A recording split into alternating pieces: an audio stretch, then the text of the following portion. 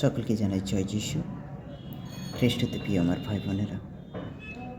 আজ আমাদের জীবনে ঈশ্বর নতুন একটি দিন যুক্ত করেছেন। সে মহান ঈশ্বরকে ধন্যবাদ জানাই যে তিনি আমাকে আপনাকে তাহার স্বরূপে বানিয়েছেন। তাহার গৌরব ও প্রশংসা করার জন্য তাহার অনুগ্রহে আমাদেরকে তাহার শ্রীমুখ যেন আমরা দর্শন করতে পারি, কারণ তিনি একমাত্র ঈশ্বর, সনাতন ঈশ্বর।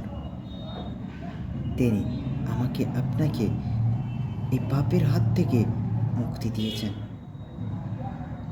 আমাকে আপনাকে ধার্মিকতায় পরিপূর্ণ করেছেন। আমরা ধার্মিকশীলতার তাহার ধর্মশীলতার দক্ষিণ হস্ত দ্বারা আমাদিগকে ধরে রেখেছেন। আমরা কখনোই বিপথে যাব না। যখন মানুষ ঈশ্বরের সম্মুখ করার সময় প্রচেষ্টা বিফল হয়ে গিয়েছিল, যখন মানুষ ঈশ্বরের সম্মুখে অর্থাৎ ঈশ্বরের সামনে যাওয়ার বিফলে গিয়েছিল, প্রচেষ্টা সকল বিফলে গিয়েছিল, তখন ঈশ্বর এলেন মানুষের খোঁজে। আমরা যোহল লিখিত সুসমাচারে দেখতে পাই যে ঈশ্বর খ্রিস্ট যিশু তিনি তাহার একজাত পুত্রকে আমাদের পাপের জন্য দান করেছিলেন। আমরা আসি এই বাক্যর মধ্য দিয়ে ঈশ্বরের বাক্য কি বলেন। যোহল লিখিত সুসমাচার 3 অধ্যায় 16 পদ। কারণ ঈশ্বর জগৎকে এমন প্রেম করিলেন যে নিজ একজাত পুত্রকে দান করিলেন, যেন যে কেহ তাহাতে বিশ্বাস করে সে বিনষ্ট না হয়, কিন্তু অনন্ত জীবন পায়। খ্রিস্টতে প্রিয় ভাই বোনেরা, আমরা যখন বেফলে চলছিলাম, যখন আমরা ঈশ্বরের সমস্ত সন্ধান করছিলাম ঈশ্বরকে, সমস্ত আমাদের পরিকল্পনা বিফলে গিয়েছিল। ঈশ্বরের সন্ধান করার পরিকল্পনা বিফলে গিয়েছিল। ঈশ্বর তিনি স্বয়ং এই মানুষকে খুঁজে এই জগতে এসেছিলেন। সেই খ্রিস্ট যিশু তিনি এসেছিলেন, তাহার একজাত পুত্রকে তিনি ঈশ্বর দান করেছিলেন, যেন যে কেহ তাহাতে বিশ্বাস করে সে অনন্ত জীবন পায়। খ্রিস্টতে প্রিয় আমার ভাই বোনেরা, আমরা যেন সেই জীবন্ত ঈশ্বরের বিশ্বাসকারী, আমরা সেই জীবন্ত ঈশ্বরকে আরাধনা করি। তিনি আমাকে আপনাকে অনন্ত জীবন দেবেন। হালেলুয়া! আমরা অনন্ত জীবনের অধিকারী। খ্রিস্টতে প্রিয় আমার ভাই বোনেরা, ঈশ্বর তিনি তাহার একজাত পুত্রকে দান করেছিলেন।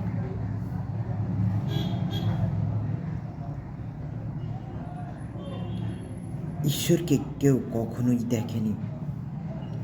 আপনি ঈশ্বরকে কখনো দেখেছি? কখনোই দেখিনি। একমাত্র পুত্র যিনি পিতা হইতে আছেন, তিনি তাহার প্রকাশ্য দেখেছিলেন, যেটা আমরা যোহল লিখিত সুসমাচার 1 অধ্যায়ের 18 পদে দেখতে পাই।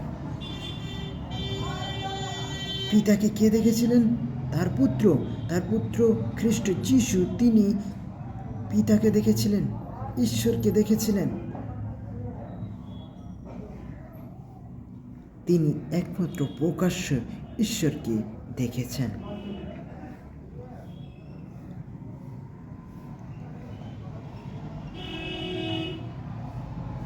পুত্রকে চুম্বন করো, পাছে তিনি ক্রুদ্ধ হন। আমরা গীত সঙ্গীতে 2 অধ্যায়ের 12 পদে পাই।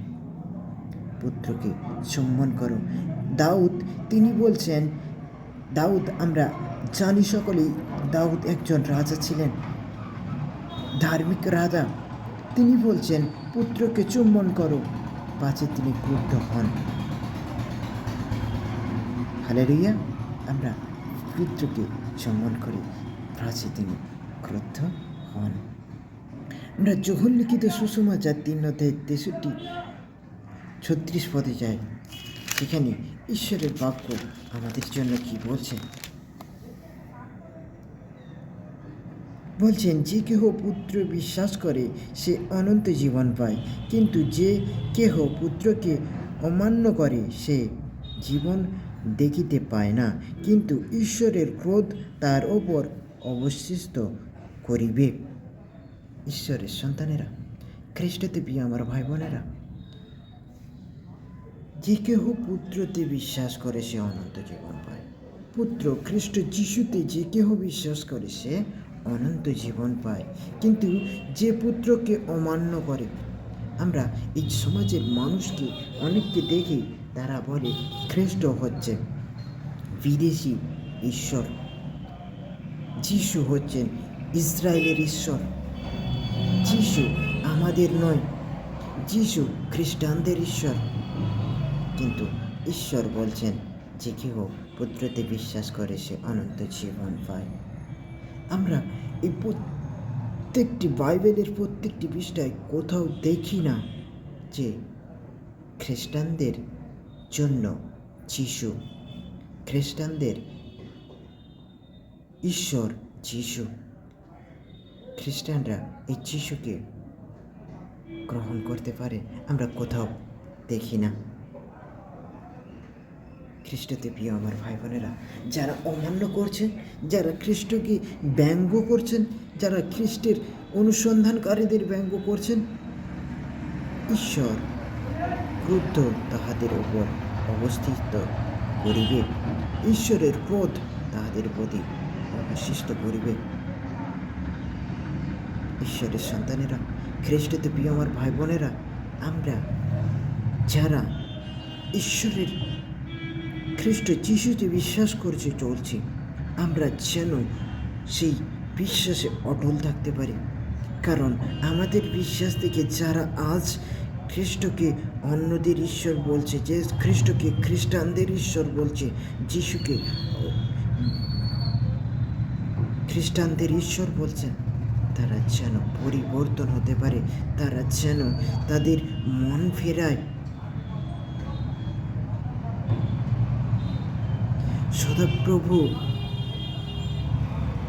সদাপ্রভু আমার প্রভুকে বলেন, তুমি আমার ডান দিকে বসো, যেন যে পর্যন্ত না আমি তোমার শত্রুদের তোমার পায়ে রাখি জায়গা না আসে। ঈশ্বরের সন্তানেরা, খ্রিস্টতে প্রিয় আমার ভাই বোনেরা, গীতসঙ্গীতে আমরা দেখি সদাপ্রভু আমার প্রভু অর্থাৎ খ্রিস্ট যিশুকে তিনি বলছেন, তুমি আমার দক্ষিণে ডান দিকে বসো, যে পর্যন্ত না আমি তোমার শত্রুদের তোমার পায়ে রাখি।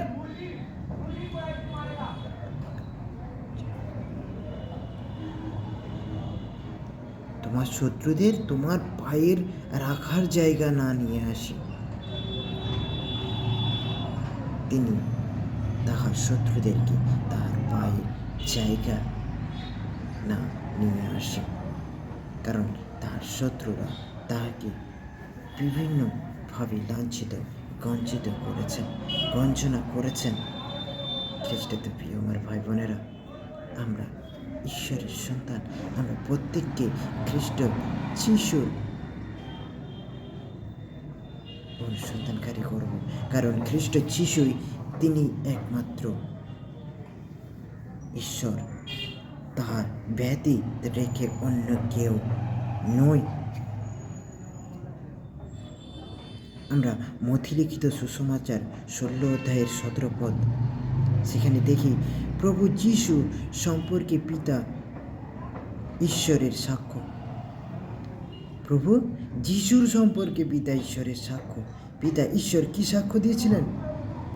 যখন যিশু বাপ্তাইজিত হইয়া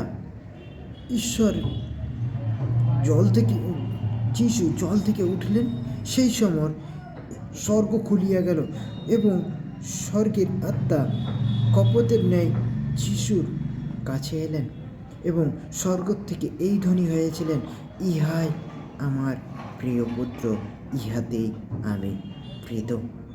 খ্রিস্টতে প্রিয় আমার ভাই বোনেরা, ঈশ্বরের সন্তানেরা, আজ আমরা সেই প্রিয় পুত্র অর্থাৎ খ্রিস্ট যিশুকে চিনতে পেরেছি এবং যে তাহাতেই তিনি পিত, তাহাতে তিনি পিতা, সেই ঈশ্বরকে আমরা খুঁজে পেয়েছি।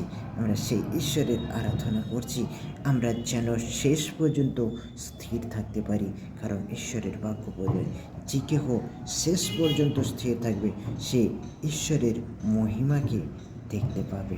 আমরা ঈশ্বরের মহিমাকে দেখতে পাই। তিনি আমাদিগকে খ্রিস্ট যিশুর রক্ত দিয়ে ক্রয় করেছেন। আমাদিগকে আমরা কৃত ঈশ্বরের কাছে, ঈশ্বরের সন্তানেরা, আমরা যেন সেই ঈশ্বর যিনি আপনার আমার জন্য এই ক্রুশবিদ্ধ হয়েছেন, যিনি আপনার আমার জন্য সে তাহার একজাত পুত্রকে দান করেছেন, সেই ঈশ্বরকে মহিমা ও গৌরব এবং প্রশংসা দিতে পারি। হালেলুয়া। আসুন আমরা ঈশ্বরের প্রার্থনা করি। সর্বশক্তিমান প্রেমময় ঈশ্বর, পবিত্র পবিত্র বাহিনীগণের সদাপ্রভু, তোমায় ধন্যবাদ জানাই এই বাক্য তুমি আমাদের মধ্যে দিয়েছ প্রভু। প্রভু, এই বাক্যের মধ্যে কোনো রূপ, কোনো কমতি বা কোনো বেশি যদি আমি করে থাকি প্রভু, তা আমাকে ক্ষমা করো প্রভু, কারণ আমি তোমার পুত্র প্রভু। আমার মধ্য দিয়ে ভুল হতেই পারে প্রভু, তুমি আমাকে ক্ষমা করো প্রভু। এবং প্রভু, এই সমাজের মানুষকে তোমার সত্য স্বরূপ বাক্যতে মনোনিবেশ করতে এবং তোমার সত্য সমরূপ বাক্যতে তারা শ্রবণ এবং গ্রাহ্য করতে পারে যেন, এবং তারা যেন নিজেকে পরিবর্তন করতে পারে, কারণ তোমার বাক্য সত্য স্বরূপ। তুমি তাদেরকে মনোনীত করো যেভাবে তুমি আমাদিগকে মনোনীত করেছো প্রভু, যেভাবে তুমি আমাদিগকে পরিবর্তন করেছো প্রভু, সেইভাবে এই সমাজের প্রত্যেকটি মানুষকে মনোনীত করো, প্রত্যেকটি মানুষকে পরিবর্তন করো। তারা যেন পাপের পথ থেকে ফিরে আসতে পারে, তারা যেন ধার্মিকতায় চলতে পারে, কারণ ধার্মিকতা তাহাদের জন্য অপরিহার্য।